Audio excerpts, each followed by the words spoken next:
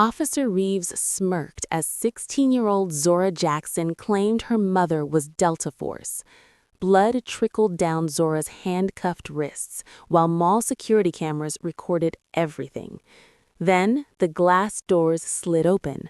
Colonel Vanessa Jackson entered, wearing civilian clothes but radiating lethal authority. Reeves would regret today for years.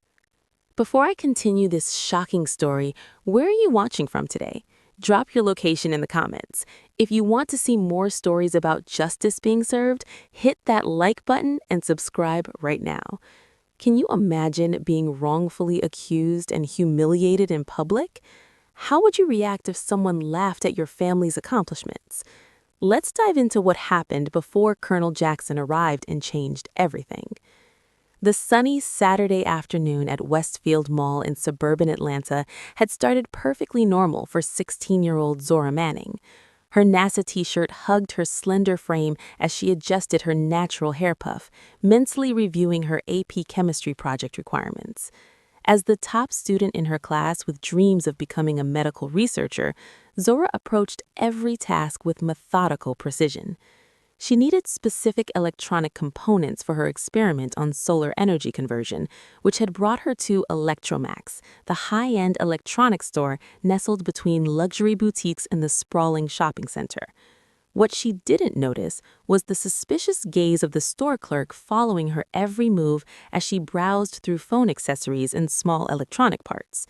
The clerk, a middle-aged white man with thinning hair and a perpetual frown, shadowed her movements, straightening items she hadn't touched and asking repeatedly if she actually intended to buy something.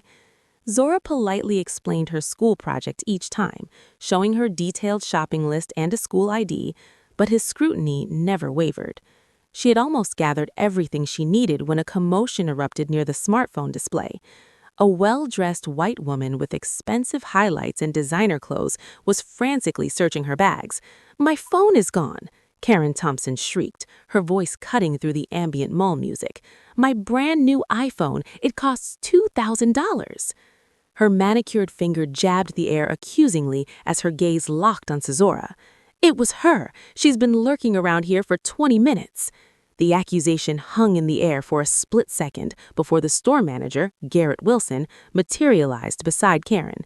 Without a moment's hesitation or investigation, he nodded sympathetically to Karen.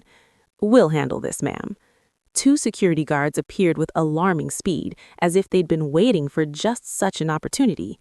Brad Reynolds, a burly white man with a military-style haircut, grabbed Zora's right arm while his partner, Tyson Meyer, seized her left. Their grip tightened painfully as Zora tried to speak. "There's been a mistake," she said, her voice calm despite the rising panic in her chest. "I didn't take anything. I'm here for my school project. You can check my bags." The guards ignored her completely, speaking over her as if she weren't there. "Got another one trying to boost electronics?" Brad said into his radio, bringing her to the security office. Zora felt dozens of eyes on her as the guards marched her through the mall, past families eating ice cream and teenagers taking selfies. The humiliation burned hotter than the physical pain of the guards' grip. Within minutes, Officer James Reeves of the Atlanta Police Department strode into the small security office where Zora now sat, surrounded by hostile faces. His hand rested casually on his holstered weapon as he assessed her with cold blue eyes. "So, what do we have here?" he asked, not addressing Zora, but the store manager. Garrett Wilson puffed up importantly. "Caught this one stealing a customer's phone, high-end model, $2,000. Zora tried again, her voice steady despite her racing heart. "Sir, I did not steal anything. I'm an AP student at Westwood High. I was buying parts for my science project. You can call my teacher, Mr. Harrington, to verify my assignment." Officer Reeves barely glanced at her. "Yeah, sure, heard that one before. Empty your pockets and bag." When Zora carefully did as instructed, Reeves roughly dumped the contents onto the table, scattering her carefully organized components, school notebooks, and personal items. Her wallet fell open, revealing her perfect attendance certificate and student ID. Reeves ignored these as he rifled through her belongings without care or procedure. Finding no phone, his eyes narrowed. "Where'd you hide it?" he demanded. I didn't take any phone, Zora repeated, maintaining her composure as her grandmother had taught her. There's no evidence because I didn't do anything wrong. There should be security footage you can check. Karen Thompson snorted derisively. She probably has an accomplice. These people always work in groups. The casual racism hung in the air, unchallenged, as Officer Reeves nodded in agreement. Without warning, he pulled out his handcuffs. Until we sort this out, you're being detained on suspicion of theft. The cold metal bit into Zora's wrists as Reeves applied the cuffs far tighter than necessary. She winced as they cut into her skin, drawing tiny beads of blood. These are too tight. They're cutting me. Reeves ignored her completely. The small crowd of mall employees and security personnel watched impassively as a straight-A student with no record was handcuffed like a dangerous criminal. Zora took a deep breath, centering herself. I'd like to call my mother now. It's my right to make a phone call. Officer Reeves raised an eyebrow.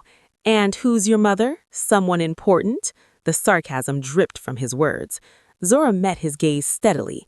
My mother is Colonel Vanessa Manning. She serves with the Special Forces at the Pentagon. The room erupted in mocking laughter, led by Officer Reeves. Right, he sneered, and my dad's the president. Listen, girl, making up stories about your family won't help your situation. His emphasis on your family carried unmistakable racial undertones. Nice try, though. Very creative. He leaned closer, his voice dropping. People like you always think you can talk your way out of trouble, but I've been doing this job 20 years. I know your kind. The blatant prejudice stunned even Zora, who had experienced her share of discrimination. She said nothing, letting the weight of his words hang in the air, incriminating him far more effectively than any response she could offer. After a moment of tense silence, Reeves shrugged. Fine, make your call. Let's see this Colonel mother of yours. He unlocked her phone and held it up mockingly, clearly expecting the call to expose another lie. With dignity, despite her bleeding wrists, Zora recited her mother's number. As the phone began to ring, a flicker of determination crossed her face. She knew exactly what was coming. Colonel Vanessa Manning sat perfectly straight in her chair at the Pentagon's secure briefing room, her attention focused on projection screens displaying satellite imagery of potential threats in Eastern Europe. 20 years of military service had trained her to compartmentalize, to separate the chaos of global conflict from the ordered precision of her decision-making. As the first Black woman ever accepted into Delta Force, Vanessa had spent her career defying expectations and breaking barriers. Her chest bore the weight of numerous medals, including a Silver Star for valor under fire in operations she could never discuss publicly. The secure phone in her pocket vibrated silently, a sensation she typically ignored during high-level briefings.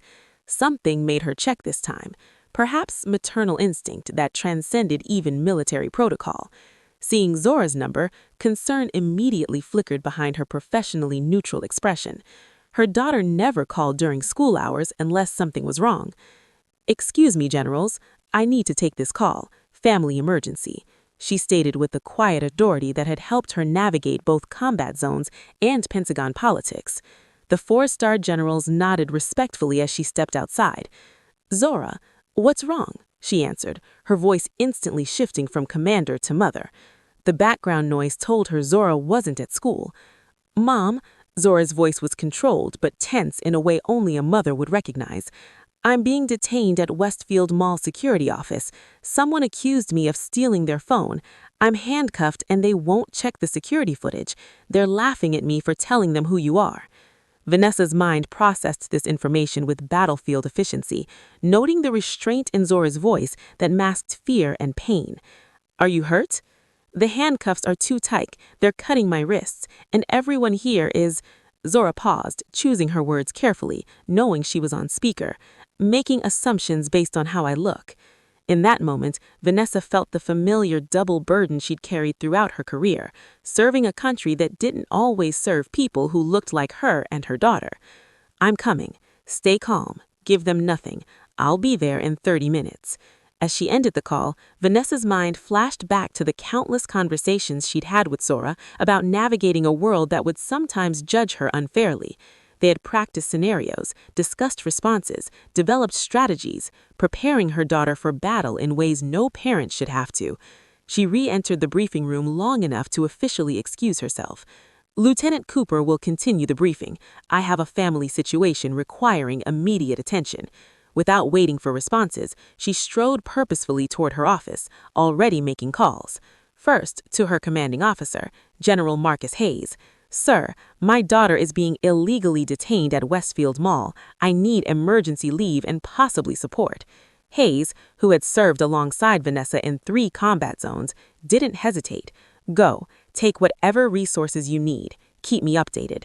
Next was a call to Major Terrence Williams, JAG Corps attorney and longtime friend. "Terrence, Zora is held at Westfield Mall. Racial profiling situation. Meet me there ASAP with whatever legal documents you need to shut it down." Her final call was to Captain Elena Rodriguez, military police. "Elena, I need..." Karen Thompson, the accuser, suddenly found great interest in examining her manicure. The security guards exchanged glances, sensing the dramatic shift in power dynamics. Reeves, however, doubled down. "Playing the race card with a military ID doesn't change procedure," he said, though his voice had lost some confidence. "We have a credible accusation from a reliable witness." He gestured toward Karen Thompson. "We're handling this by the book." Vanessa's expression didn't change, but her voice took on a steely quality familiar to those who had served under her command. "What book would that be, officer? The one that says you detain and handcuff minors without evidence? The one that says you ignore requests to review security footage? Or perhaps the one that encourages you to apply restraints tightly enough to cause bleeding?" She turned slightly toward the store manager. "Mr. Wilson, I presume your store has a written policy regarding theft accusations. It requires verification through security footage before any detention occurs. Has that footage been reviewed?" Wilson's face flushed. "We don't need to check footage when we have an eyewitness," he stammered, gesturing toward Karen. Vanessa's gaze shifted to Karen Thompson, who was now intently studying her shopping bags. "And you are so certain my daughter took your phone that you're willing to testify to that in court, under oath with potential penalties for false accusations?"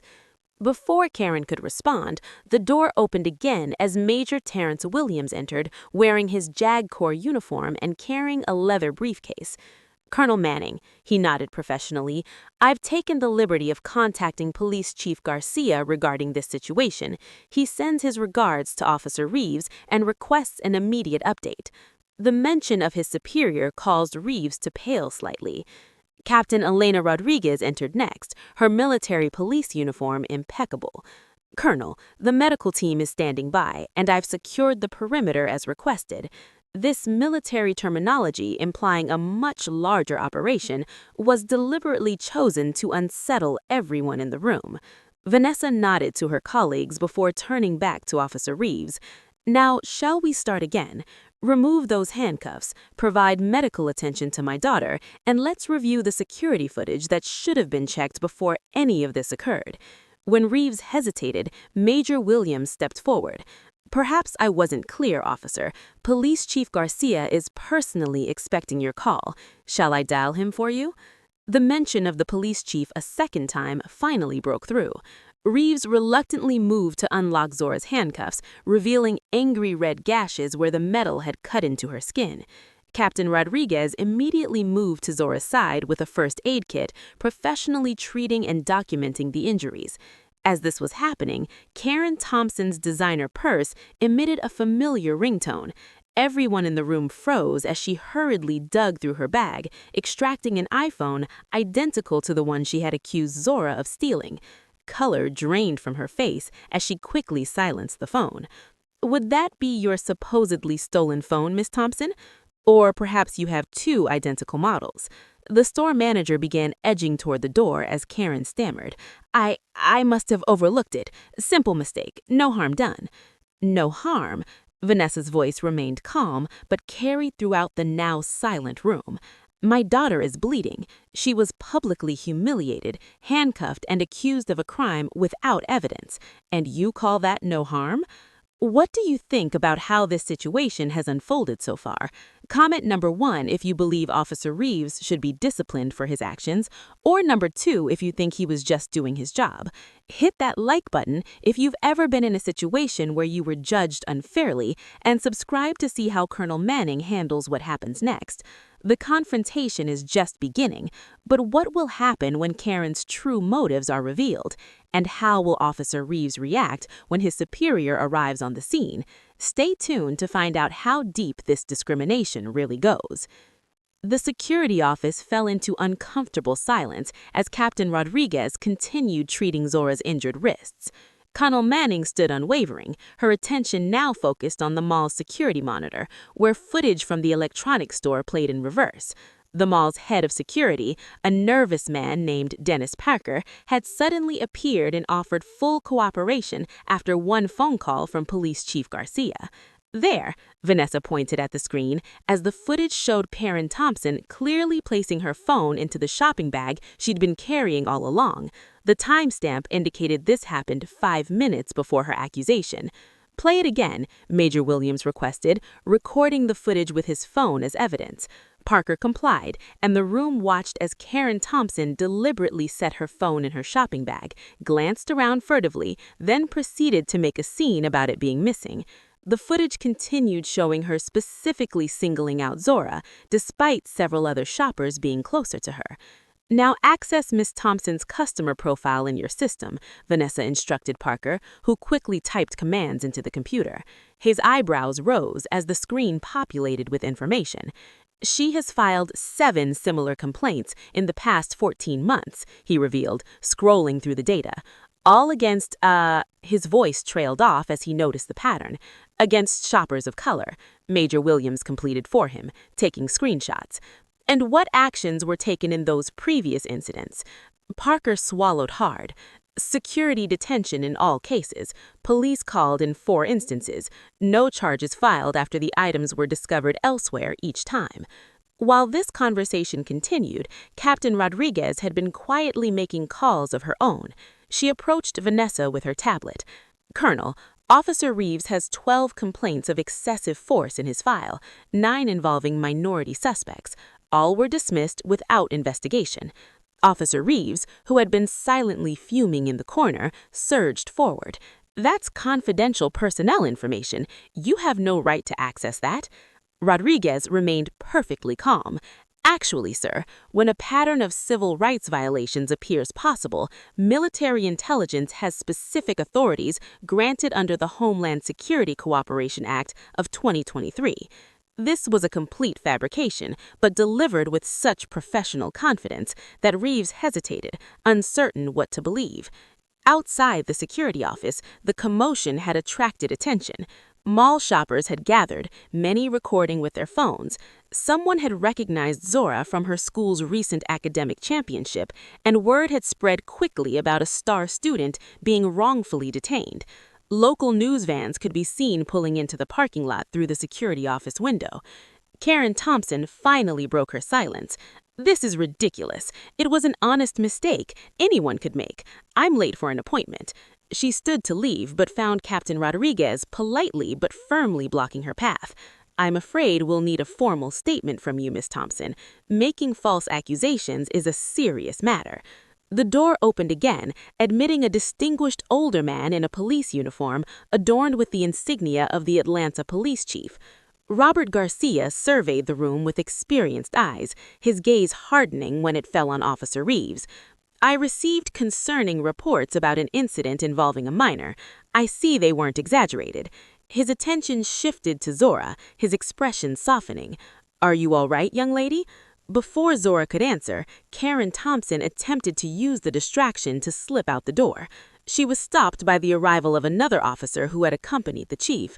"Karen Thompson," the officer asked, "we have some questions about a pattern of similar incidents at North Lake Mall and Perimeter Center." Karen's designer handbag slipped from her fingers, hitting the floor with a thud. "This is harassment. I was the victim here." As attention focused on Karen's store manager, Garrett Wilson, attempted his own quiet exit only to be intercepted by Major Williams. "Mr. Wilson, we'll need access to all incident reports involving accusations of theft in your store for the past 2 years." Wilson's face grew pale.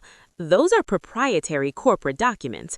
Not when they pertain to a potential civil rights investigation, Williams countered smoothly. While this exchange occurred, Zora remained dignified despite her ordeal. The medical technician who had arrived with Police Chief Garcia confirmed that while her wrist would bruise significantly, no permanent damage was done. Throughout all this, Officer Reeves had been growing increasingly agitated, his hand unconsciously moving toward his weapon several times before stopping himself. "This is completely out of proportion," he finally burst out.